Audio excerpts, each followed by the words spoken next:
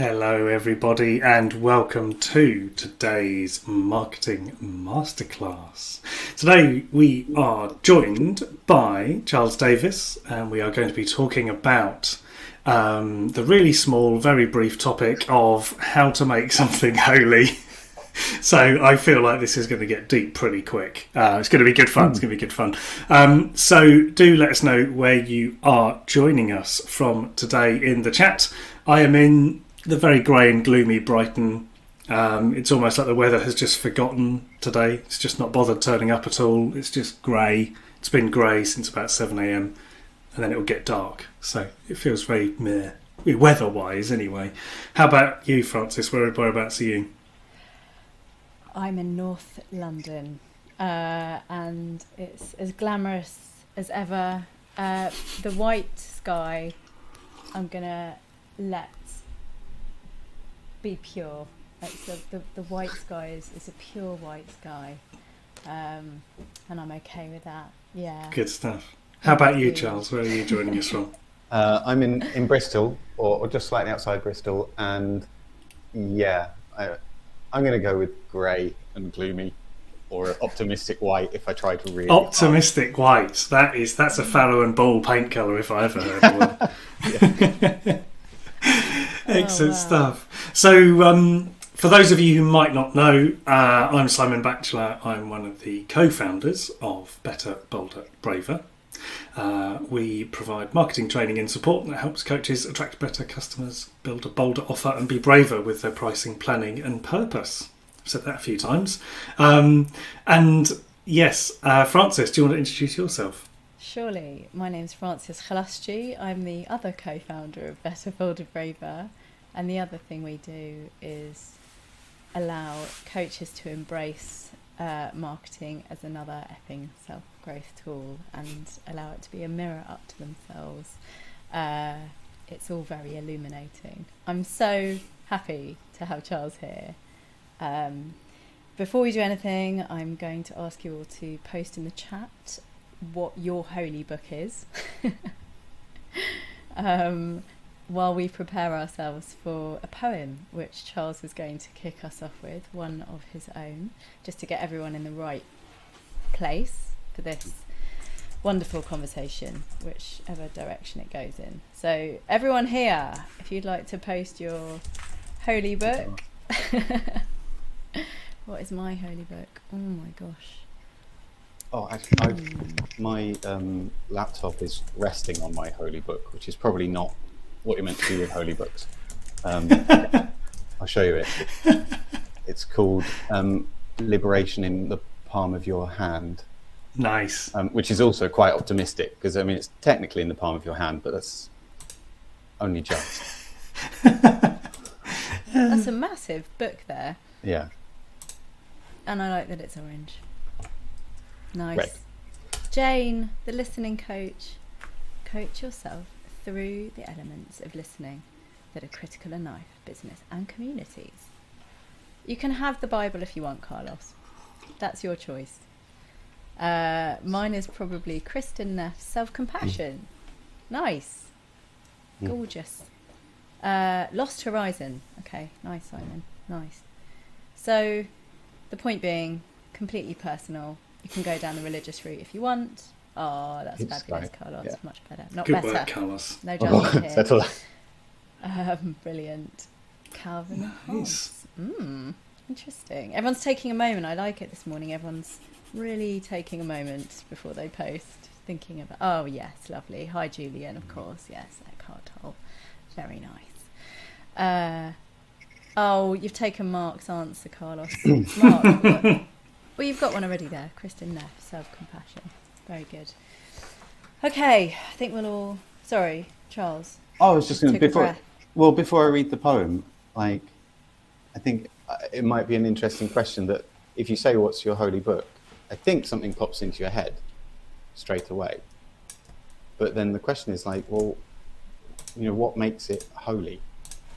You know, and what do you mean when you say holy? You know, it's a word. It's a big word, isn't it?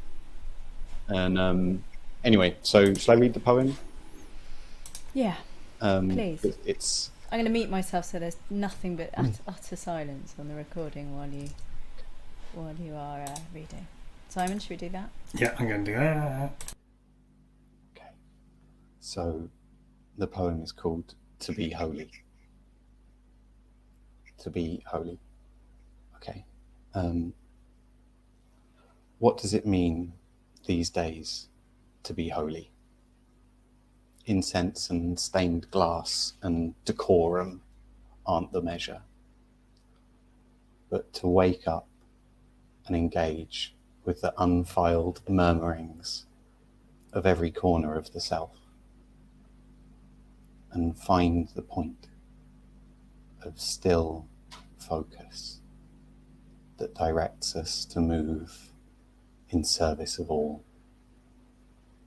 That is what it means to be holy these days. And you'd like me to read it again? Yeah, I thought you would. Okay, to be holy. What does it mean these days to be holy? Incense and stained glass and decorum aren't the measure. But to wake up and engage with the unfiled murmurings of every corner of the self and find the point of still focus that directs us to move in service of all. That is what it means to be holy these days.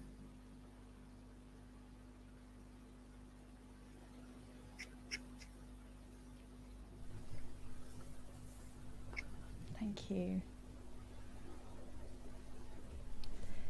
How are you doing that these days? Oh man. With great difficulty.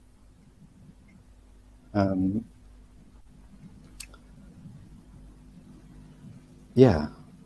And when I was reading it, I was thinking that the bit where it says, wake up and engage with the unfiled murmurings, I was thinking like, oh, that could be misunderstood as, it means to awaken in some grand spiritual sense.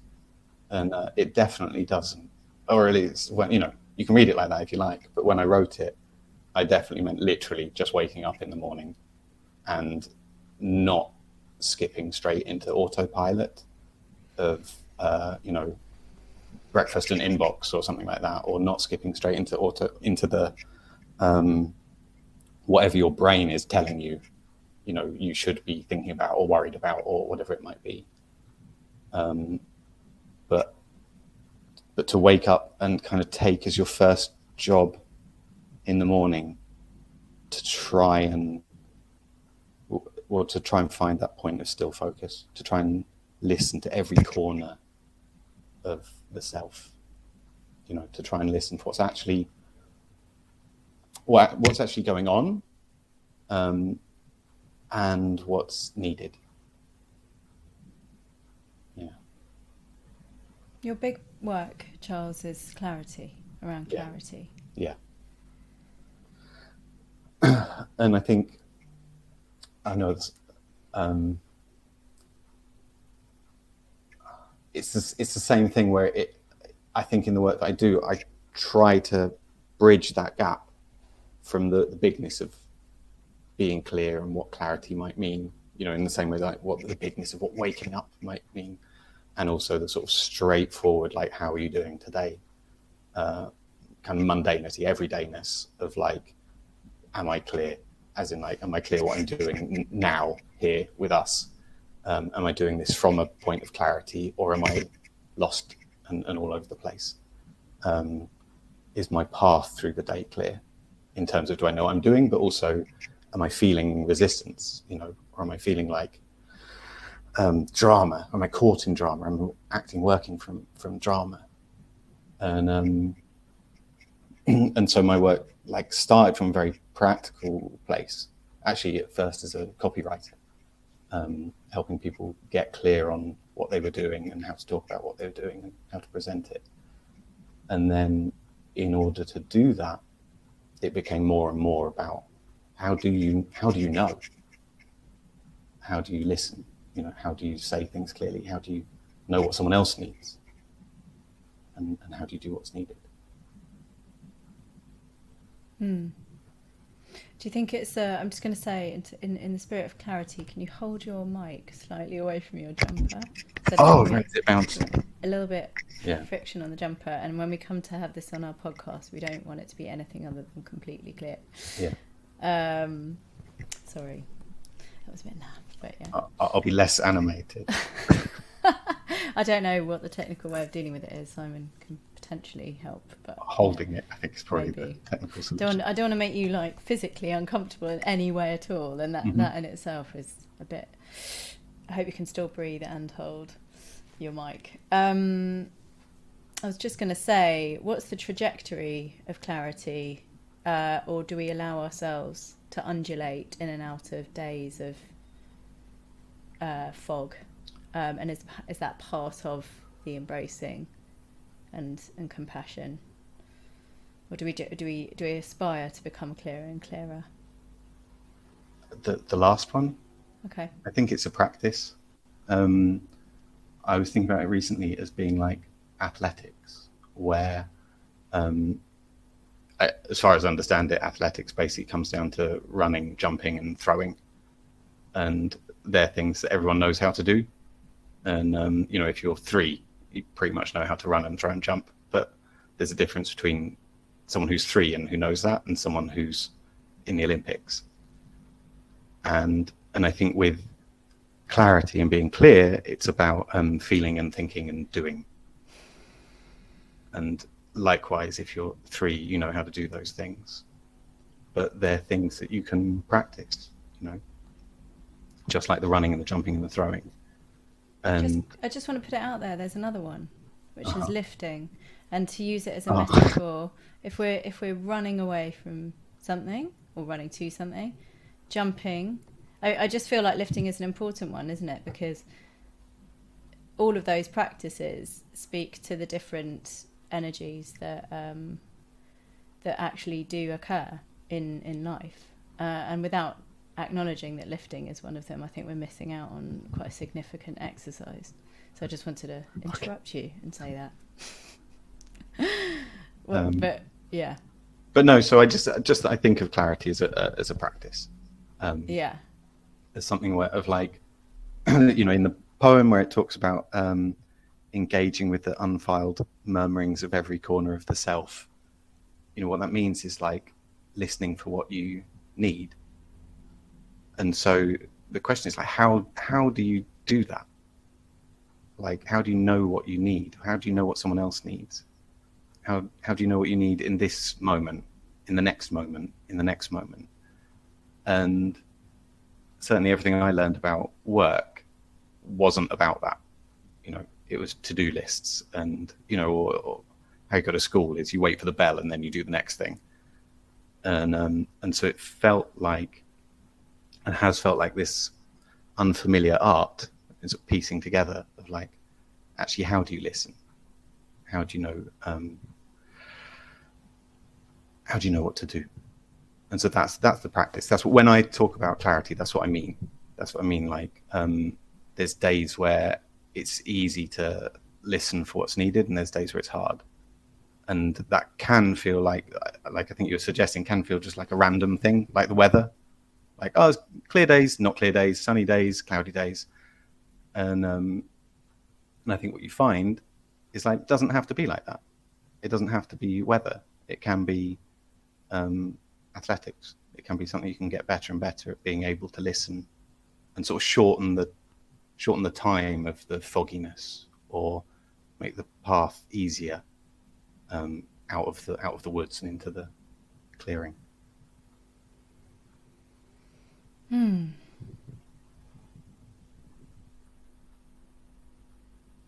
you talk about some of the work that you have done and are doing now? The books and the other practices which you might like to describe as coaching in terms of supporting others in this work? Yeah. Do you want just like a general intro to it? I think the starting point, and a lot of people know me for, is the very clear ideas process, and this was just I found that I was very good at helping people get clear on what they were doing, like what their purpose is, or what a new project was, or what a book they were writing should be, or something like that. But I had to be in the room because I didn't know how I was doing it. And so I just asked questions and we'd get there. And so I decided I wanted to get to a point where I didn't have to be in the room. And so over the course of about a decade, I kind of refine, like literally, like there'd be like 6 months and be like, oh, here's another bit of the process. And I kind of bolt bits on and refine it over like 10 years and got to this little set of questions and a way of using them. And it's got to the point where I can sit down with anyone, or anyone can sit down with anyone and not know what their purpose is, or not know what they're doing with the project, or not know what to do next. And you go through the questions and then you know. And so it's sort of taking that difficult task of the early morning, what do I do? You know, what do I actually need? And making it something that's a practice that you do the same way each time. And so I've been developing that and teaching people that process. But then along the way, I have my own like Buddhist practice and studying Buddhist practice and Buddhist sort of thought. And I'm always kind of eating that up and trying to find ways where it can be really directly useful. So not just something you go off and do in a retreat center or something you do as a spiritual practice, but something where you can use it every day, and where like I basically stopped reading business books about 10 years ago, because I'd read a business book that was 200 pages and there'd be like 2 or 3 useful things in it where they'd land and it would change my mind about something. And then I started reading books about Buddhism, and it would be like 2 or 3 things every page, you know, where I'd be like, oh God, oh man, oh, I have to start doing that. And so more and more I bring that into my work, but because of the sort of obsession with clarity, try to make it as simple and straightforward as possible. And so at the moment, that means these 2 things. I think this is what sparked our conversation in the first place, Francis, was the poems for meditation. And then the other thing that is kind of the majority of my work at the moment is this, I'm pulling it apart without showing it to you. Hang on, let me see. It's this little deck of cards, which is called A Teacher's Advice on How to Be Clear. And it's these 42 pieces of advice on how to be better, how to make your days more like the clear days than the cloudy days, and insights and practices that you can adopt to do that.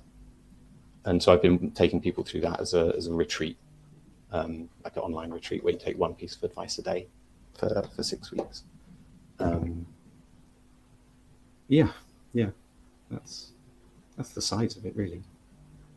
I can't help but think about how a lot of the work that we're doing in the community, Better, Bolder, Braver community, which you're now part of, and have come to some of the sessions that are the ones where we really invite people to reflect on what is going on for them in their souls, in trying to put themselves out in the universe, that a lot of what you're saying, and I think in metaphors, very organically, a lot of what you're saying speaks to getting from A to B.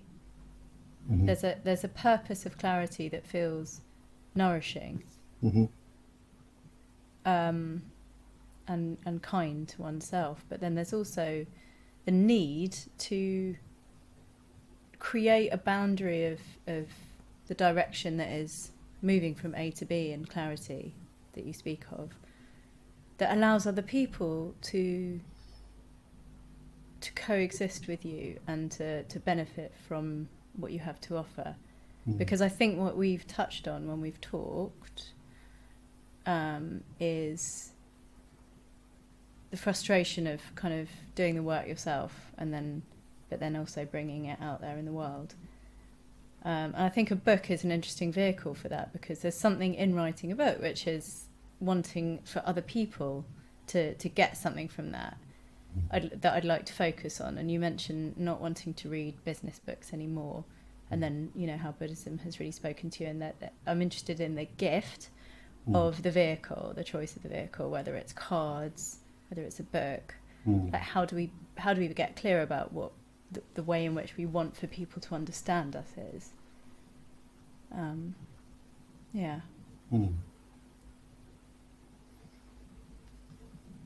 I can tell you about how this turned into a book, the poems for meditation, because it's a ludicrous premise, really, because it's only 4 poems, and they're only, I think it's less than 100 words, the whole thing. Each poem's like 20 words or something, and it started from a very personal need, which is I wrote them as an easier way to meditate, because if I sit down and try and meditate, it feels like still in my head, it feels like a hard thing to do. It feels like a piece of work to do. Whereas if I think of reading a poem, it feels like a treat. I'm like, oh, this will be nice. I'll read a poem. And so I basically wrote these 4 poems to kind of mimic 4 stages of meditation. So you do the poems as a way of doing a meditation. And if you read the 4 poems, they kind of shift your mindset, and they bring you to a place of clarity just by reading them.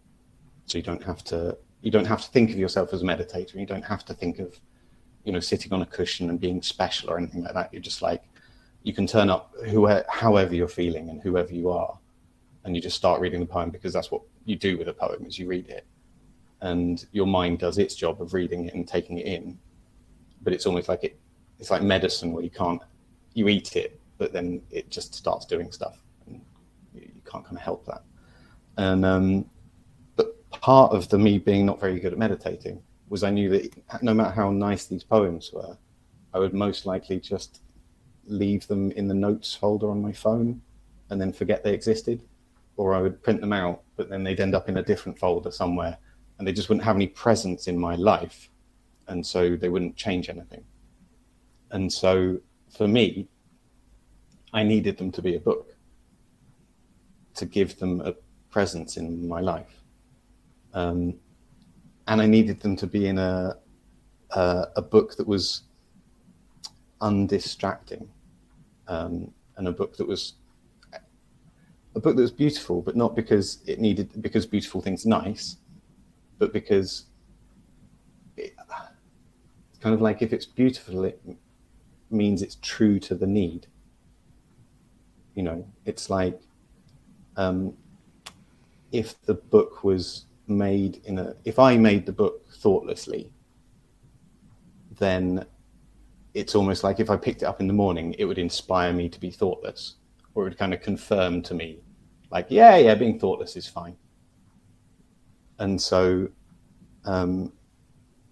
it's like I needed the book to be a physical representation of the place that I was trying to get to. And so I think this is where we meet, actually. This is where, because we were talking about this before, and this is where you said, like, oh, we need to talk more about this. It was that I found that what I was working against was all the assumptions I had about what a book had to be, or an ebook had to be, or ISBN numbers and things like that, and getting things printed and and I had to question them. I had to challenge all of those, because I needed to because I wouldn't meet the need for me. And so the first thought I had was like, well, I'm not going to sell it in a shop, like, because most books I think most books probably don't get sold in actual shops these days. And so I was like, I'm going to be sending it out to people, so it doesn't need a barcode. And I was like, oh, that's nice, because if it was a book about meditation, then it not having a barcode on the back, that's like one less distraction. And then at a certain point, I was like, it doesn't actually need any writing on the cover either. It doesn't need a blurb on the back. And I was like, oh, that's good.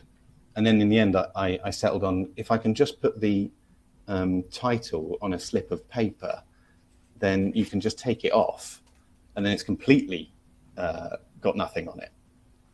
And it felt like, if I have a spot where I sit down to meditate in the morning, if I sit down there and there's a book and it's got, Russell Brand says this is great on the front, and then a whole blurb on the back that's like selling it to you, going like, you need to buy this book because you're standing in a bookshop and you're reading it, and then it's got a barcode on the back that's saying like, this is part of a system of logistics where this happens, and and there's all of this stuff, and there's the branding and there's the price, and like already it's inviting me out into the world and out into practicality and everything like that.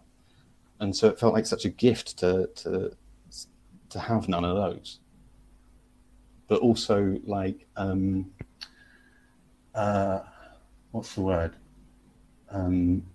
heresy, or like a transgression or something like that. Like, this isn't a book, you can't have a book that hasn't got a barcode on the back. And so like this is why the idea of making something holy feels exciting to me and feels like a real thing rather than kind of sanctimonious thing. It's not like holy as in, let's all wear, special clothes. But it's holy in the sense of whole, and it's holy in the sense of genuinely listening for what's needed.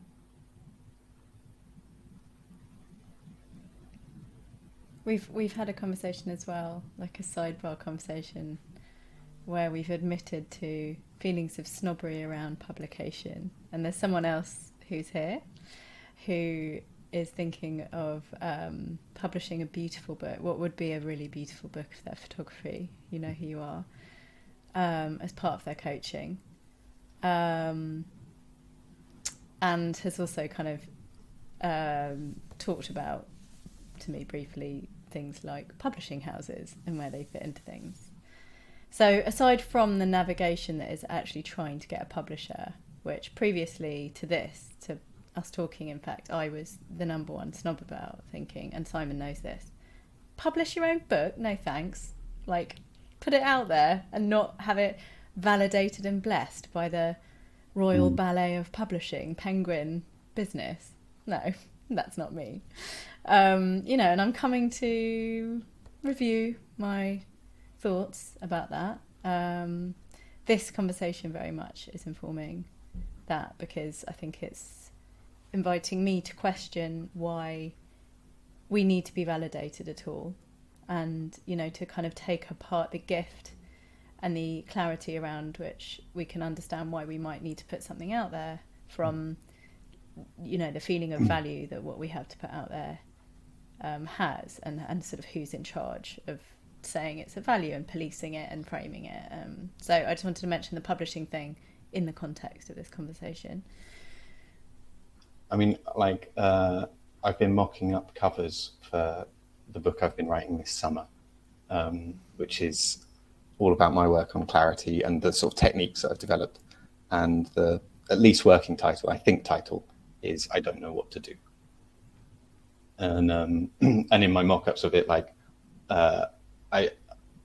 it looks nice with a penguin on the cover. That's all I'm saying, And so, like, I totally feel that urge and that itch and that, but I think it's also a totally valid thing of calling on what has meaning, like, just in, like, fashion changes every season, but it's doing this job of looking for things that have meaning and then calling on them in order to give something value. And so I think it's a totally legitimate thing, sort of to fetishize what it means to have a nice publisher's brand on your book, and the sort of cachet of it, like, to the whole, to one side of the whole apparatus of getting things published and stuff. But I don't know, I just keep coming back to clarity, meaning, like, what do you need? And listening for what's needed and doing what's needed. And the risk, the threat of falling into autopilot, where, like, I've been talking a lot recently about the difference between, like, in theory and in practice, where you're kind of thinking or living or working in theory, or living, thinking, working in practice. And like, you can have a whole sequence of ideas, whole sequence of thoughts going through your head of, oh, well, you know, publishing house equals good, or I need a publisher, you know, where it's actually just up here in thinking. And it's only when you go, well, is this what I need? And actually do it, it's a very, very different thing to ask. You know, you can go a whole logic train, you know, for days and weeks of like, well, if I get this published, then it means that would happen. If I did that, then it would mean this would happen. And, you know, and you're talking about things that would fit with other things, but you actually need, it's a totally different game if you stop and go, oh, hang on, is this what I need? And in that moment, you might find, oh, no, in theory, all of this stuff is great, but it's got nothing to do with me. You know, so it's like, is Penguin a good publisher, or is, you know, whoever else a good publisher? In a way, it's not relevant, because the question has to start from, what am I doing? What am I trying to do? And what help do I need? There's something of owning it that's coming up for me. I think, you know, we talk a lot about story, and we also talk a lot about authenticity, vulnerability, and we talk about the hero in the guide, and we talk about the way in which the way that we put out there things is either all about us or, you know, really not all, it's a bit black and white, but the way that we tell a story is either driven from a place of need of our own, or it's from an understanding of the need of others.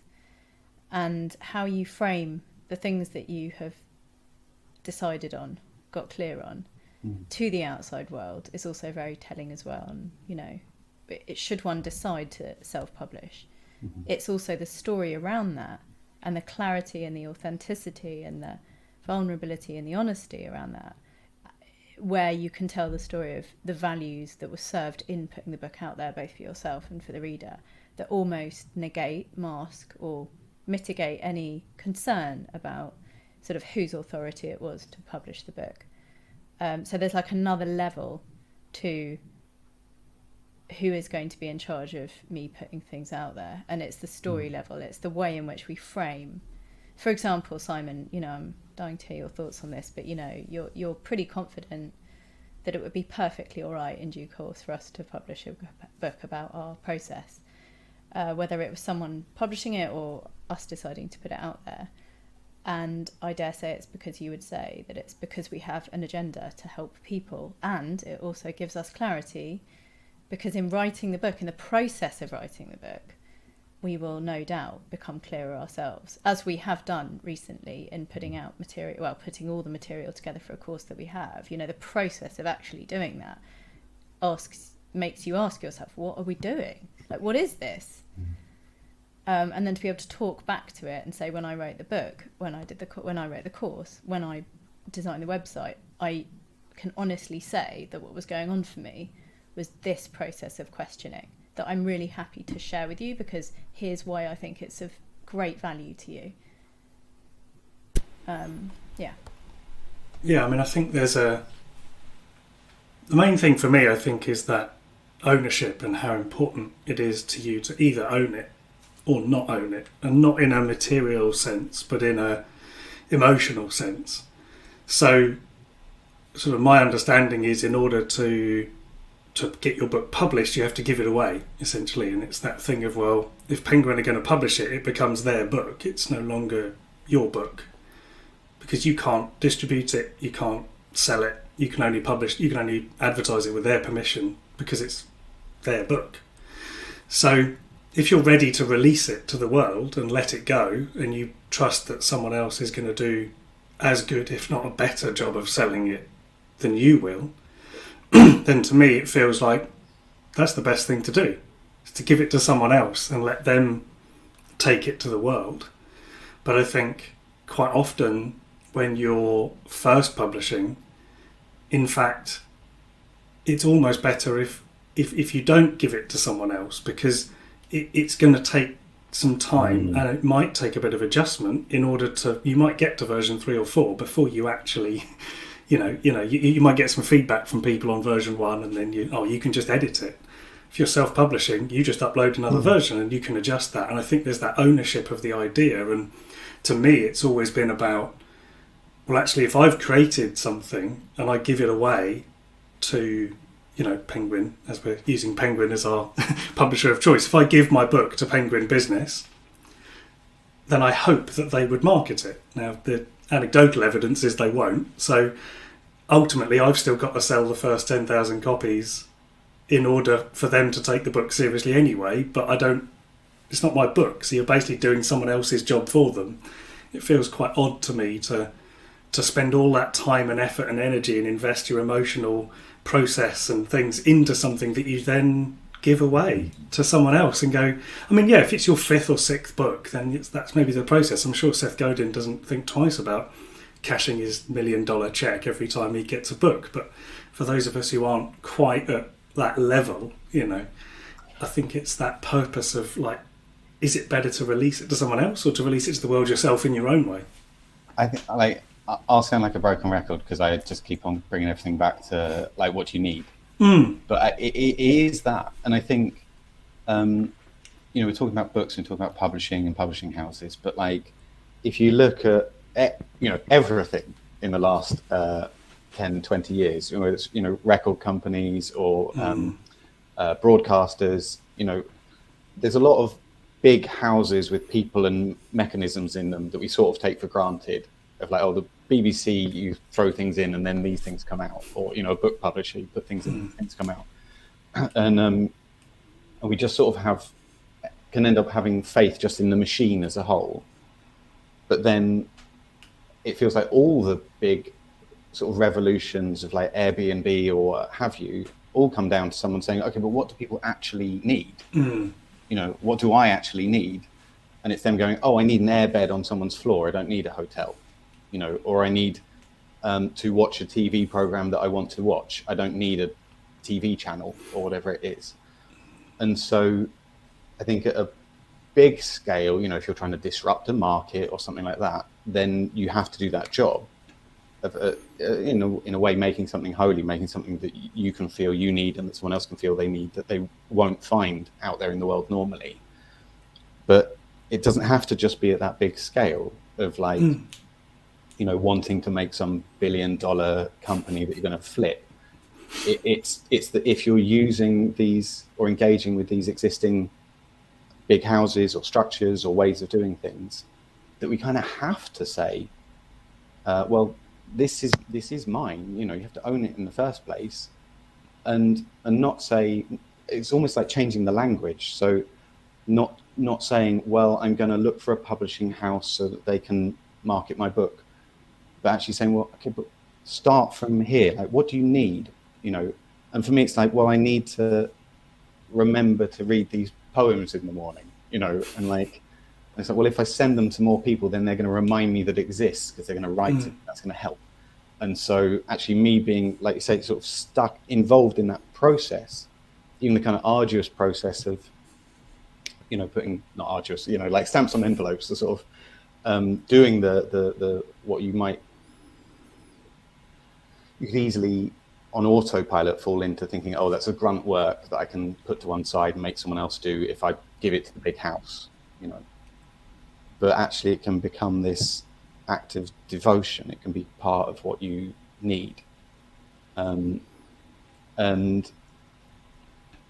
so big point is, I think what it comes down to is listening for what you need and remembering that you're asking for help. So you're not trying to get your book published, you're asking for help with a thing that you're trying to do. And so the first thing to do is get clear on, what am I actually trying to do by making this book? Or what am I actually trying to do by starting this business? What am I actually trying to do? And then going, what help do I need? And can I explain what I'm trying to do? And can I explain what help I need? Yeah. I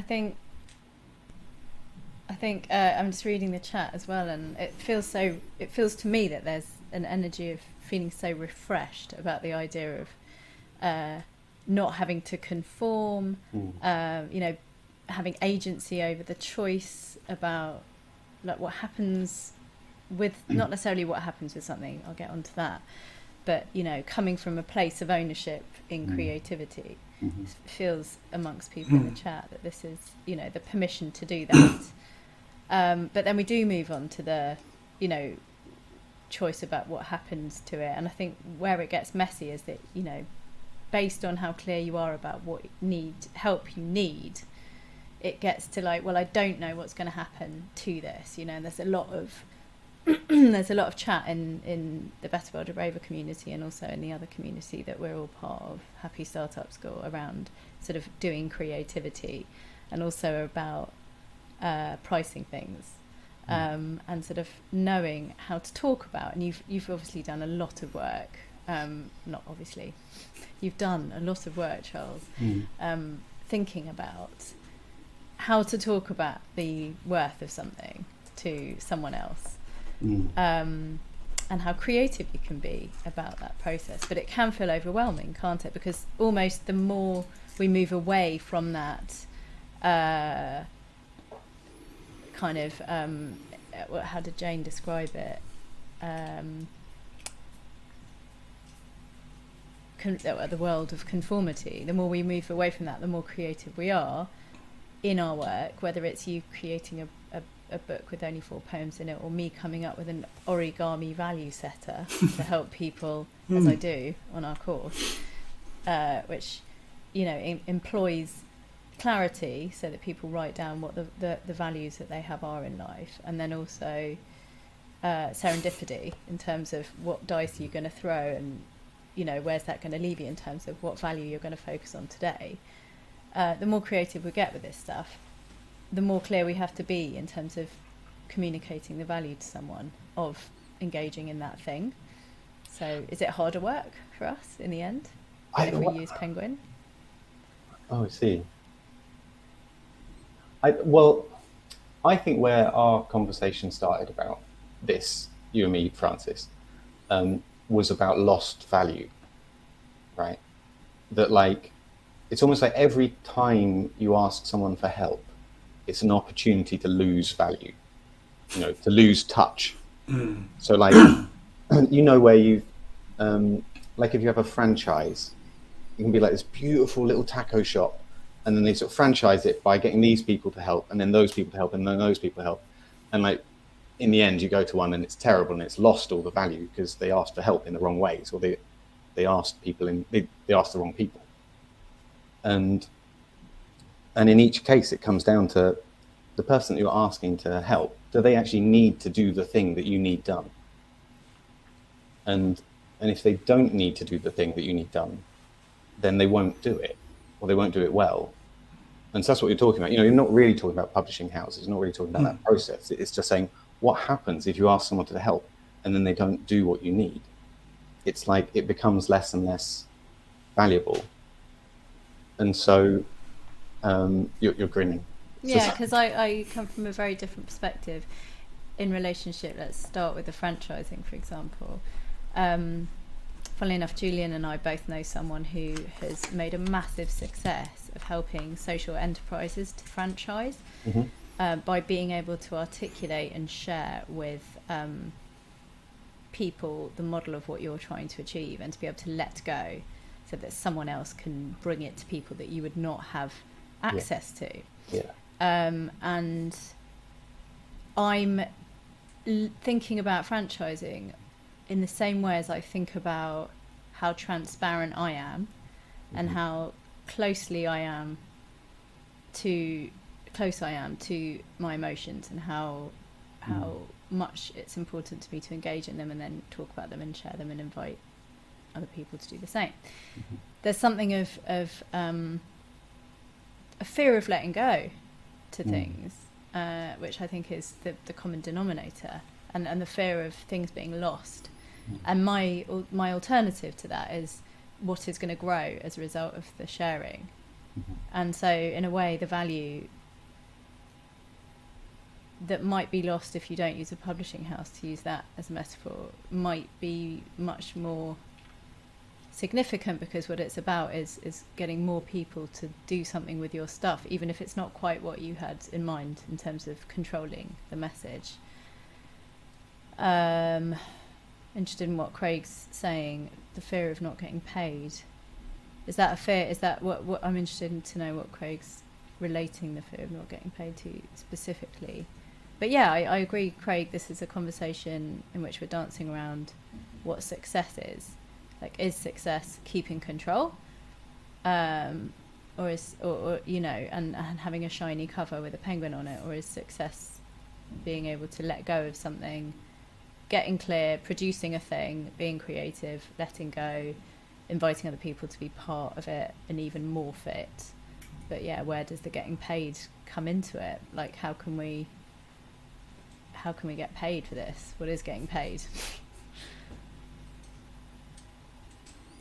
I think probably my perspective on that would be that if you're writing a book to earn some money, then you're probably starting from the wrong place. I think writing a book to me is about sharing a story or sharing an idea.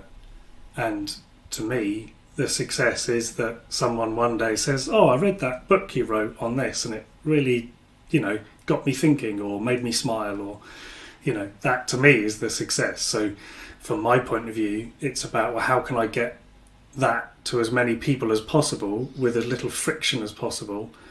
And if that means that I don't get to put a shiny gold star on it because someone said, well done, you wrote a book, or if I quite like the idea of the print on demand thing, of being like, when someone wants to buy the book, it's sort of summoned from the universe and a book is created just for them and then posted to them.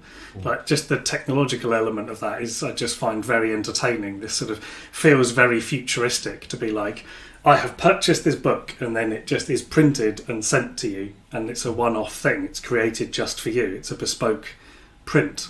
There's no like boxes and boxes and boxes of them. I quite like the idea of that. But yeah, I guess as Craig is saying, it's that success, isn't it? Of, well, what does success feel like to you, and is getting validation and approval part of that success, or is being the master of your own destiny part of that success? What does that? What feels more aligned? Well, and is earning lots of money part of that success? Nothing wrong with that. Yes, of course. Yeah. Very true. Very happy to earn lots of money, you know. Yeah. And I think, and I totally feel it with some projects where it feels like, oh, this one is for anyone and whoever wants it, and it feels like what's needed is for it to be totally free. And then there are other things where actually part of, well, either for me or for the project, it bringing in lots of money is important, or it being priced very high is important, you know. And I think particularly with books or with anything where you're trying to convey something to another person, you're trying to value something, you know, like by putting it into a book. You're not just putting it in your notes folder on your phone, you know. Otherwise, like, and you're not just sending it to someone in an email. You're saying, like, I'm going to put this between covers, and I'm going to go to the shop and I'm going to buy a stamp, and I'm going to get a jiffy bag. I'm going to put it in the jiffy bag. I'm going to write your name on that thing. I'm going to get in the car. I'm going to drive to a post box and make sure it's there on time. And then you're going to have to open it, and you're going to have to find somewhere to put it. You know, all the things, like, you're trying to make someone value it. And so saying it costs 50 quid, you know, or saying it costs £1,000, you know, it's another way of saying value this thing.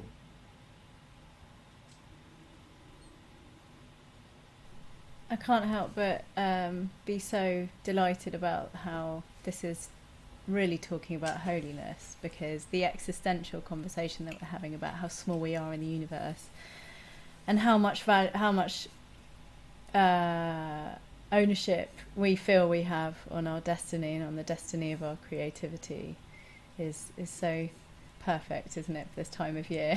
And also the idea of reaching the masses, as Craig has made a note of in the chat, is really important as well.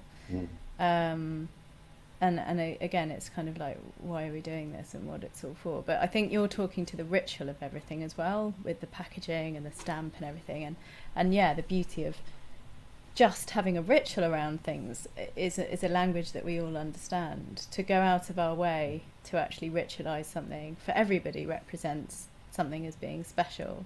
Yeah. I think, yeah, for me, there's two practices going on. And one is listening in all the way to the end for what is needed. That's the first practice. And then the second practice is concentrating on something in order to give it value. And so like when I'm thinking of like, what should this book look like, or what should these cards look like, or how should I present them to the world, I'm doing that first job of trying to listen in all the way to the end for what's valuable in them. And the bit that, and then the second thing is like how to concentrate that value, how to like make it more and more explicit. And I think where we started from in this was that people say like, oh, you can't earn money from a book anymore, or oh, you know, ebooks are free, you know, you can't charge someone for an ebook. And what you're saying is, in theory, you know, if you're on autopilot, if you haven't actually stopped and thought about why it's valuable to you, then you can't make money from it, or it's not worth anything, or you can't charge people for it. But like, you can do anything with anything. And so if you decide, well, these 4 poems really matter to me, so I'm going to do whatever it takes to make it worth spending 20 quid on them, then that's what becomes true, you know. But it means breaking the autopilot and going like, I'm not going to do that, you know, because yes, I know it's not valuable, but it's like as a maker, you know, artist or a designer or whatever, it feels like that's your job as you go through making something, whether it's a book or whatever. At any moment, you have chances to listen or not listen. And so it's even before you get to the point of asking someone else for help and them letting you down. Like, you know, when you're making a book, you have a million chances to let yourself down. Or like if I'm writing a poem, I have, you know, every word is a chance to let myself down and go like, yeah, that's near enough, that'll do. But if I write the next line in the poem and it's near enough, that'll do, you won't like it. You know, it won't hit you as a poem. It won't mean anything. And it's the same thing with writing a book or any other product. If when I'm creating it, I've gone like, yeah, that'll do, yeah, that'll do, yeah, that'll do, that'll do, that'll do. By the time it gets to you, you can feel that it's unloved. You know, you can feel that it's not been listened to. And so, like, you know, the difference between poetry and normal writing is that you have to, you're very, very deliberately listening as well as you can. And I think when it comes to making anything, you know, that's the practice. And when it comes to making something for someone else, it's like something becomes valuable when you've listened so well that it's not only something that's beautiful to you, but is also so beautiful to someone else that they will actually, you know, type in their credit card number, you know, and remember, turn the card over and find the 3-digit thing and all of that, you know, it's actually making them do a thing. And well, this is the gift that we're offering, you know, and what we love about what we do with our community is give people the power to own it and be proud of it and say, you know, I've mentioned to a couple of people listening in today that, you know, I used to, in another life, work in the art world, and I used to give tours as an art historian to people at places like Frieze, and there was lots of contemporary art, and people would stand in front of it who don't have you know, don't have a background in conversations with art, and they would, you know, typically say, I could have done that, and my response was always the same, but you didn't. Somebody did that where you didn't. And in creating something and putting something out there, in choosing to stop doing something and start doing something else so that you can help people, is a decision, is a practice and an act of creativity and generosity that we should be proud of. And it is bigger than us, Nirish. When we're trying to create something bigger than us, what we're doing is saying, I don't have complete control over this. I don't have control over what I'm going to write. But I'm going to dedicate myself to the process.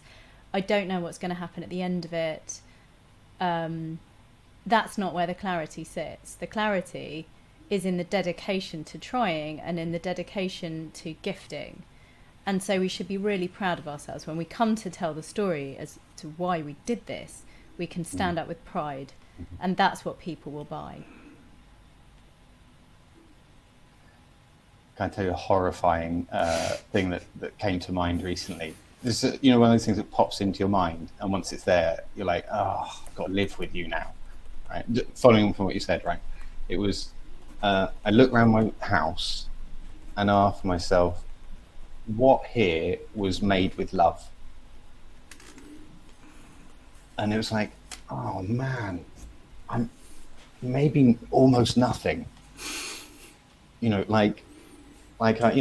love an IKEA glass as much as anyone, but I'm like, actually, if I examine it, was it made with love? Like, maybe the designer, probably. I don't. Maybe it's a stretch, And like, there's lots of things that I like in my house, but like can I like the cutlery drainer or something? It's like, was that made with love? And then the books. It's like, well, the actual object, was that made with love, or was that someone having a hard time in a factory?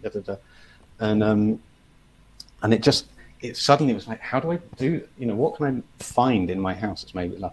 And basically found some art. There are like paintings on the walls that someone painted for me, and I'm like, oh man, I know they were made with love. And I feel it. They're in an entirely different category to everything else in the house.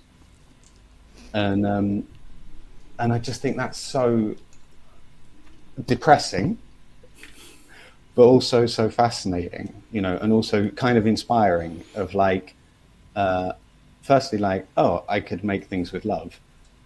Secondly, like, oh, that's actually a pretty high bar, especially if I wanted to get to someone else and them to be able to say, yeah, this was made with love, as opposed to this triangular sandwich from the shop at lunchtime or something. And but also just as what a way to be sure that you're tapping into the full potential value of a product, is to make it with love, to listen for, like, to do that kind of listening, to do that real intense, devoted listening as you're making something, and not going, it'll do, because that's not loving it. At any time in the process, you're like, this is how everyone else does it, or this is how you're meant to do it, or I guess I have to. It's not loving it. And I think basically, if we can love it all the way through, if we can see the value in it in every moment of like, I know I think I should do that, but I think actually if I listen a bit further, no, I should. No, it doesn't need a barcode, or it needs a white Jiffy bag, whatever it might be. Then like you feel it when you get it. I just want to say in response that the Buddhist in me is saying, I can look at that armchair and absolutely feel the love that someone might have felt in a moment of the job that was having to be part of that creation. And isn't the beauty in the eye of the beholder, and it isn't the Buddhist in us wanting to sit with an inanimate object and be able to have a relationship of love with it. So isn't this all about, yes, absolutely making something holy in the love that we put into it, but it's also very much allowing for love to emerge from its reception, and the words that we choose to engage with people in conversation with after its production and after its reception, that invite them to then comment back how they feel love from it is as much a part of this. That's right. I was just thinking, it says along the top of the screen how to make something holy, and what I hear is, I was talking about how if you're making something, how do you make the thing that you're making holy? And then you're saying, if you have a thing already and you want to make it holy, how do you do that? And you're saying, well, by thinking of the kindness of the person who sat and stitched the thing, or, who took it to the post office, or whatever it might be. I think the holiness is in the reception as well as the production, is what I'm saying. That's right here, yeah. On that note, we hope you've all, received this as it was intended, but also the beauty will be in how you have brought your own work into this conversation. I feel so much joy when I speak to you, Charles. Thank you for this, and thank you for everyone for being part of this conversation as well. It's the last one on purpose, intentionally, before the winter break, and I'm so glad it was with you. And I'll leave it at that. And Charles, if you have any final words, and also we'd love to share, if you could just tell people how you'd like for them to receive you, and put any links in the chat that you would like to direct people to, or Simon, perhaps we can, when if you've got any final thoughts, Charles. I think my final thought is that holiness is a bit like stand-up comedy, where I learned being a stand-up comedy that something's only stand-up comedy if the audience thinks it's stand-up comedy. Like if you stand on stage and you say things that you think are funny, but no one laughs, you're not a stand-up comic. You're just a guy on a stage, like boring people and stopping them from getting their drinks. And I think it's the same thing with holiness, that like if I dress up in all the special robes and do all the special things and I do it to you, and it doesn't, you don't feel loved, or you don't feel love when you're receiving it, then it's not holy.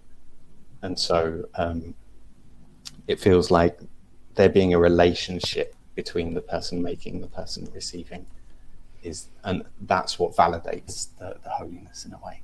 That's what it depends on. Simon?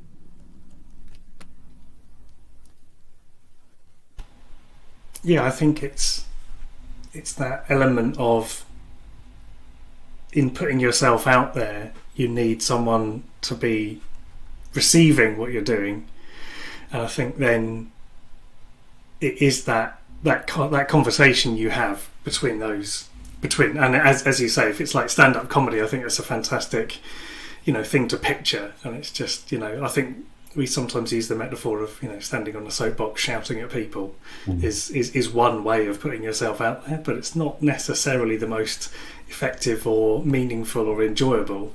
So I think having a conversation, even if that is trial and error and putting stuff out and listening to the response, is a really interesting, enjoyable and much more fun way of trying to put yourself and your ideas and your story out there.